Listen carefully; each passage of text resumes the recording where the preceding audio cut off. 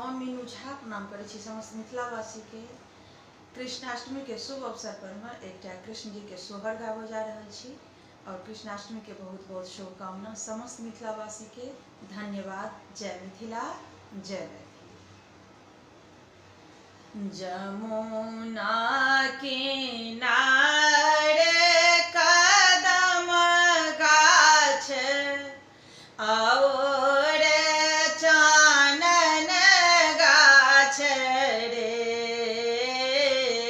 जमुना किनारे कदम गाछ और चानन गाछ रे, ललना रे तहे तारा नंद के लाल की, गेंदा गेंदा खेलथि रे, ललना रे तहे तारा नंद के लाल की, गेंदा गेंदा खेलथि रे, गेंदा खसल मझ धार के, कृष्ण जे पलटी देखे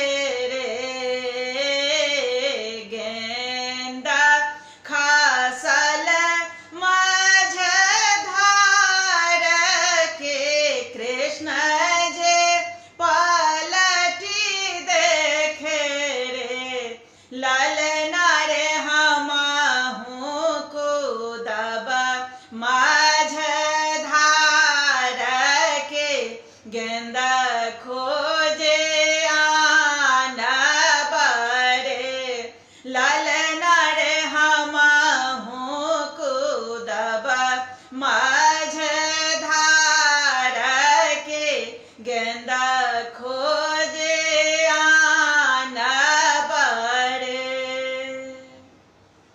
जूनी कृष्ण जा